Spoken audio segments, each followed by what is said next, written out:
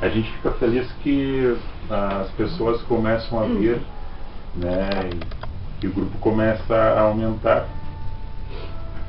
E daí nós somos semeadores. Vocês são semeadores daquilo que está sendo ensinado. E daquilo que está sendo ensinado nada é diferente daquilo que foi ensinado por Cristo. Nós não estamos distorcendo aquele ensino que foi ensinado por Cristo. E que os apóstolos entenderam, e que Paulo, com profundamente imbuído nessa causa, escrevendo as cartas para as congregações, para as comunidades que ele passara e deixara alguém ali para cuidar.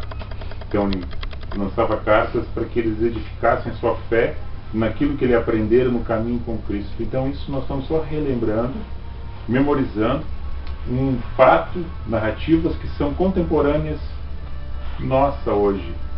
Passou o tempo e o espaço, chegou conosco aqui e não mudou. A sua palavra, ela é imutável. É o homem em si que vai mudando na história, os seus pensamentos, as suas atitudes, concernente a qualquer tipo de situação, enfrentando no dia a dia os seus dissabores, os seus sabores, os seus projetos, as suas interpretações relativas à Escritura, e também em relação a pessoa com pessoa, em comunidades, em trabalho, focando um objetivo, traçando metas, observando uma criança que está crescendo, um adulto que está se formando, outro que está constituindo família, um que está indo para um local para conhecer mais, buscando mais conhecimento, fazendo faculdades, almejando daquela faculdade estar trabalhando depois e servindo mais pessoas com o conhecimento que adquiriu nesse processo todo. E cada um com a sua qualidade, com suas essências, né? Com a sua pureza, com as suas verdades em seus corações. E muita coisa errada durante todo esse momento que vocês estiveram, e nós estivemos em vários lugares, talvez ouvindo, talvez participando, ficando em dúvidas a respeito de alguma coisa que era falado, que era anunciado, que era pregado, e ficávamos em dúvida: será que é assim mesmo? Será que não é assim mesmo? A verdade se revela na palavra, nos evangelhos de Cristo, mas quem dá esse discernimento para nós é o Espírito Santo que habita em nosso ser. Mas esse Espírito Santo, ele não desqualifica o ser humano, ele qualifica o ser humano no seu comportamento. Ele enaltece o ser humano no seu comportamento. Se nós olharmos para o ser humano que tem essa graça, nós vamos conhecer esse indivíduo pelos frutos que está processando na caminhada. E daí conhecemos a árvore, que é a procedência desse fruto, pelo comportamento desse ente, dessa pessoa, daquilo que ele está produzindo na sua essência, onde está passando. Poderá ser um fruto, poderá ser 2, poderá ser 3, e poderá ser multiplicado por 100, de acordo com aquilo que ele receber da parte de Deus. E em suas mãos, chegando em lugares, fazendo aquilo que está a seu alcance. Porque nenhuma carga é colocada sobre o ser humano que ele não possa suportar. E não é dado também um dom para ele que ele não consegue discernir esse dom, que não possa usá-lo em benefício não somente dele, mas daquelas pessoas que envolvem a ele, das suas relações, na sua família, na sua casa, no seu trabalho. Então tudo isso, hoje nós vamos ler Carta de Paulo. Vocês podem abrir a Bíblia. Carta de Paulo, no capítulo 14, de 1 Coríntios, né? Nós lemos 1 Coríntios capítulo 12, 1 Coríntios capítulo 13, e agora 1 Coríntios capítulo 14. Não sei se ela quer acompanhar uma leitura. Daí já dei pronta para ela, aberta, para ela acompanhar a leitura. Eu com ela, com Tá.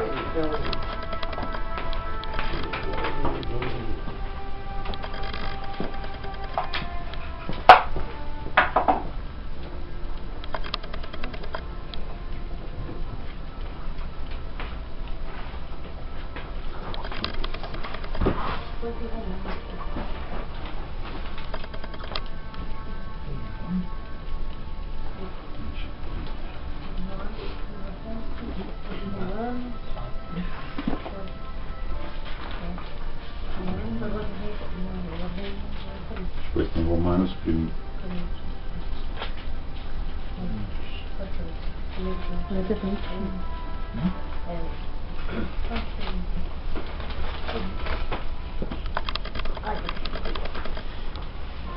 Eu quero somente lembrá-los, quando a gente começa a ler aqui os textos,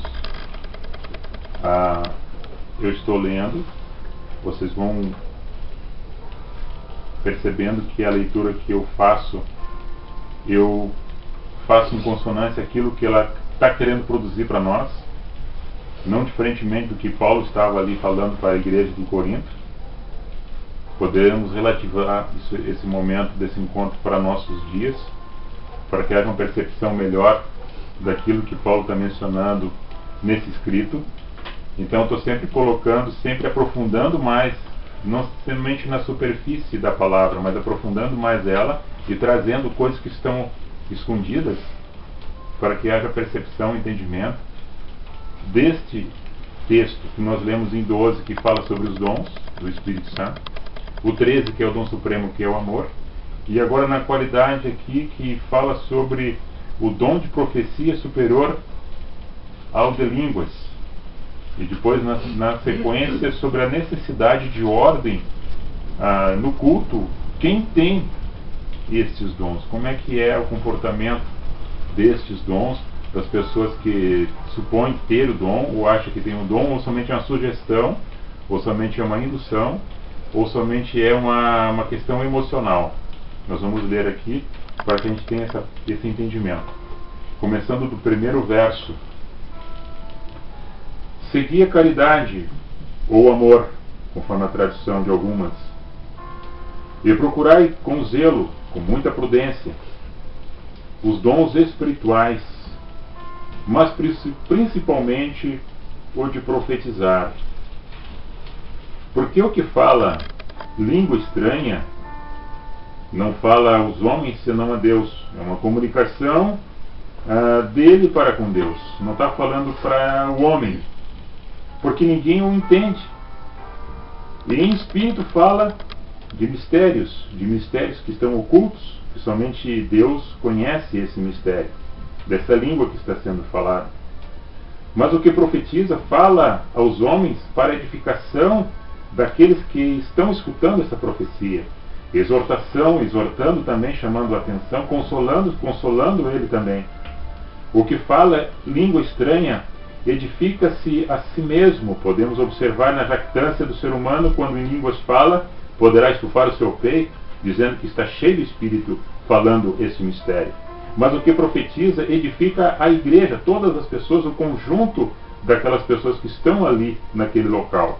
Eu quero que todos vós falais línguas estranhas. Que bom que seria, mas muito mais proveitoso é que faleis, profetizeis, que falem de profecias, porque aquele que profetiza é maior do que daquele que fala em línguas estranhas. Sim, a não ser que também interprete, para que todos aqueles que estão nessa reunião recebam essa mensagem e todos fiquem edificados juntamente com aquele que está falando. Não somente fica ele falando com Deus, mas haja um conhecimento daqueles que escutam também, haja interpretação. E agora, irmãos, se eu for ter convosco, ou seja, eu vou visitá-los, eu vou até aí, falando línguas estranhas, que vos aproveitaria se vos não falasse ou por meio de uma revelação, ou de uma ciência humana, do conhecimento que eu tenho, e passasse esse conhecimento para vocês, ou da profecia, ou de uma doutrina específica daquilo que eu já tenho vos ensinado, do comportamento relativo a nós, com nós mesmos, ou com outras pessoas que são de fora da congregação. Da mesma sorte, se as coisas inanimadas, aquelas coisas que não têm vida, que somente fazem som, seja ela uma flauta, seja uma cítara, não formarem sons distintos, que tenham uma entonação, como conhecerá aquele que se toca com flauta ou com a cítara, se não tem um som, se não faz uma música, uma melodia? Porque se a trombeta der sonido incerto, quem se preparar para a batalha, ficarão confusos os soldados, porque não entenderão o som da trombeta. Assim também vós, se com língua não pronunciardes palavras bem inteligíveis, como se entenderá o que se diz? Porque também com palavras, com a língua que falo, que há entendimento, não sendo línguas estranhas, eu posso falar qualquer coisa e não passar nada para vocês. Então tem que ser palavras sábias para também edificar, porque estareis como que falando ao vento. Ninguém entende. Há, por exemplo, tanta espécie de vozes no mundo, de várias nações, e nenhuma delas é sem significação. Todas elas produzem um significado. Mas se eu ignorar o sentido da voz, serei bárbaro para aquele a quem falo, e o que fala será bárbaro para mim. Seremos estranhos um para o outro. Não entenderei nada, e ele também não vai me entender. Assim também vos, como desejais dons espirituais, quem procura isto, procura sobejar neles, para a edificação, não dele, mas de todo o conjunto das pessoas que compõem essa igreja. Pelo que fala em língua estranha, ore, para que Deus também o conceda e tenha posse e faça a interpretação. Porque se eu orar em língua estranha, o meu espírito ora bem, o meu entendimento fica, mas o meu entendimento fica sem fruto. Para mim há um entendimento, mas para os outros não. Então não há fruto. Que fareis então em relação a isto?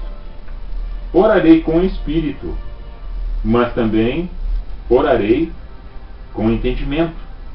Cantarei com o espírito, mas também cantarei com o entendimento. De outra maneira, se tu bendizeres com o espírito, como dirá o que ocupa o lugar de indouto, o amém, sobre a tua ação de graça, visto que não sabe o que dizes? É como se nós aqui mencionássemos um grupo de pessoas e um falando. Numa reunião como essa poderia ser. E eu aqui falando várias línguas, e línguas estranhas que vocês não entendessem, ao ponto de emocioná-los, de levar a um profundo êxtase, e nessa oração em línguas estranhas, vocês no final dessa, sem entender o que eu dissesse amém para aquilo que vocês não entendessem. Como que vocês poderiam fazer isso, se vocês não entenderam aquilo que eu disse? Se diz amém para aquilo que se entende. Porque realmente tu dás bem as graças, mas o outro não é edificado. Como vai edificar alguém sobre uma coisa relativa que tu fala e a pessoa não compreende aquilo que tu falou? Como é que a pessoa vai edificar a sua fé se saiu dali como entrou e não entendeu nada do que foi dito? Dou graças ao meu Deus, porque eu não quero me ensoberbecer, mas falo língua muito mais do que todos vós. Todavia, eu antes quero falar a vocês, a igreja, somente 5 palavras, na minha própria inteligência, na minha pequena sensatez de sábio, mas dos mais pequenos homens da terra, insignificante. Mas 5 palavras somente, para que possam também instruir os outros.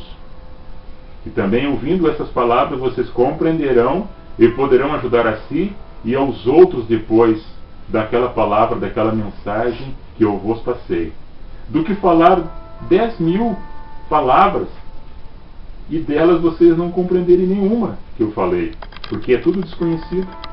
Irmãos, não sejais meninos no entendimento, mas sede meninos na malícia. Ou seja, olhando as coisas do presente século, não vimos tantas coisas e que vimos há uma malícia, mas como menino eu não malicio tal coisa.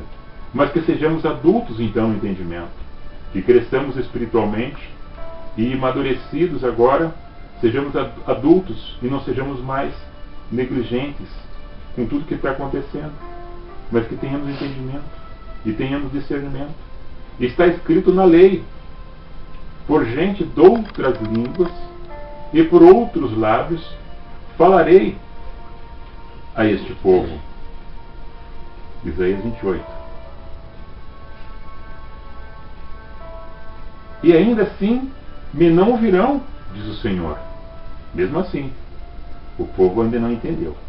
De sorte que as línguas são um sinal, sim, são, não para os fiéis, mas para os infiéis. Que as pessoas ficam maravilhadas com aquele sinal, embora não entenderam nada, mas ficam admiradas.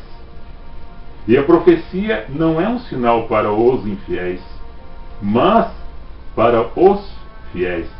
Porque profetizar e falar de profecias para os infiéis, eles não crerão. Mas, crendo, poderá os fiéis, compreendendo ela, essa profecia, terão discernimento do Espírito, de onde vem, como procede, sabendo que quem fala essa profecia está na presença de Deus. E ele está compreendendo. Se, pois, toda a igreja se congregar num lugar, e todos falarem línguas estranhas, e entrar um indouto, quem não sabe de nada, ou um infiel, aquele que não crê e que não é digno de estar ali, daquela reunião. Ele veio de curioso, é um infiel, é um indouto, não conhece. Não dirão porventura que há uma reunião de loucos? Que há um conjunto de pessoas que estão loucas fora de si? Mas se todos profetizarem e algum indouto ou infiel entrar, de todos é convencido, de todos é julgado. As pessoas ficam observando, e se entra um indouto e entra um infiel, e essa profecia que vier falar desse indouto, falar desse infiel, de uma forma que ele toque no seu coração e diga: essa mensagem está falando comigo, essa palavra tocou no meu coração, convencido é. E todos perante as pessoas são julgados, porque é transparente perante Deus, e nada fica oculto a Deus, ao discernimento. Os segredos do seu coração ficarão manifestos, nada é escondido, lança-se para fora, e assim lançando sobre o seu rosto, adorará a Deus, publicando que Deus está verdadeiramente entre nós. Há uma edificação profunda. A palavra mexeu no íntimo da alma da pessoa, daquele que era indouto, que não conhecia, daquele que era infiel, que andava de forma errada na sociedade. A palavra veio e movimentou ele, falou da vida dele, revelou talvez coisas que até então ele mesmo não sabia que estava acontecendo, que ele fazia oculto, veio revelado e desmascarou ele, e ele, arrependido, lançou-se e adorou a Deus. Agora, que fareis, pois, irmãos, quando vos ajuntais, cada um de vós? Um tem salmo, o outro tem doutrina, um outro tem revelação, o outro tem língua, o outro está tendo a interpretação. Que todo esse conjunto desta obra, desta ópera, dessa orquestra, cada um com suas qualidades, com seus dons, que tudo se faça, tudo para a edificação. E se alguém falar língua estranha, faça-se isso por 2, ou quanto muito 3, ou por sua vez haja um intérprete então, para que não haja confusão. Mas se não houver intérprete, olha só o conselho que ele dá: esteja calado na igreja e fale consigo mesmo, com Deus. Fala em silêncio com Deus. Não chama atenção para si daquilo que é uma comunicação tua com Deus. Não chama atenção. Para que isso? E falem 2 ou 3 profetas, e outros julguem, e as pessoas observando, escutando. Mas se a outro que estiver assentado for revelado alguma coisa, que aquele primeiro profeta cale-se, o primeiro, para que aquele outro fale. Porque senão esse culto não está tendo uma administração espiritual. Está havendo carne no meio, e a carne está sendo muito forte porque todos querem se aparecer nesse movimento. Um quer ser mais do que o outro. Porque todos podereis profetizar, sim, porque receberam de Deus isto. Mas um depois do outro, para que todos aprendam e todos sejam consolados. Porque todos vieram na casa do Pai para ser consolados, para ser edificados, para ser abraçados, para receber o óleo nas suas feridas, nos seus machucados, para receber o bálsamo, para receber o amor. E o espírito dos profetas estão sujeitos àquele que tem esse espírito do profeta, ou seja, ele tem o domínio sobre aquilo que recebera, porque está nele, não é para escandalizar, porque Deus, olha o que diz, Deus não é Deus de confusão. Que negócio é esse que está havendo? Que confusão é esta? Que não se entende mais nada dessas reuniões? Deus não é Deus de confusão, não. Deus é um Deus de paz, como em todas as igrejas dos santos. Essa é a relativação aqui de santo, relativizando a questão do santo, era as pessoas que andavam no caminho, que andavam o caminho segundo Cristo ensinara que andassem. Então agora eles são chamados de santos, mesmo pecadores que fossem. Aqui está falando de pessoas vivas, não tem nada relativado em questão de uma pessoa que morreu e está concernente que diz que é santo depois de morto. Não, está falando de pessoas vivas aqui, que estavam fazendo a obra, ensinando no caminho as palavras do Evangelho segundo Cristo ensinara para eles. E Paulo está testificando dessa palavra, dizendo que Deus não é um Deus de confusão, mas é um Deus de paz. E sejam assim todas as vezes que tiverem em suas reuniões, nas suas congregações. As mulheres, aqui entra uma questão da época que não tem nada a ver com o momento de hoje, mas em sim homem e mulher, não tem nada a ver o homem diferente da mulher, mas de forma igualitária, que estas, porque na antiguidade, o que acontece do comportamento dos casais, o Paulo tinha uma preocupação muito grande em relação a isto. As mulheres que tivessem alguma coisa perguntassem aos seus maridos em casa, ou o marido perguntasse para a esposa, porque isso não quer dizer grau de conhecimento que um seja inferior ao outro, porque conhecimento ambos têm, dúvidas os dois podem ter. Converse em casa, para que no momento da reunião não fique conversando na reunião, porque lá tem um mensageiro para falar alguma coisa da parte de Deus. Aqui fala das mulheres, mas eu coloco os dois. As mulheres, porque não nos é permitido falar. Estejam sujeitas, conforme também ordena a lei. Era uma questão judaica que Paulo estava relativando aqui, em relação à concernência da mulher ser submissa ao seu esposo, como a igreja é submissa a Cristo, como a igreja é a noiva e Cristo é o Senhor dessa igreja, é o esposo. Então a igreja é submissa a Cristo, a mulher submissa a seu esposo, mas só que tem um tratamento aqui muito diferente, muitas vezes que o homem não compreende, que Jesus abraça, que Jesus ama, que Jesus protege a sua noiva. E o homem muitas vezes é um homem carrasco, cruel e machucador da sua cônjuge. É muito diferente. Tem que obedecer, tem que estar submissa.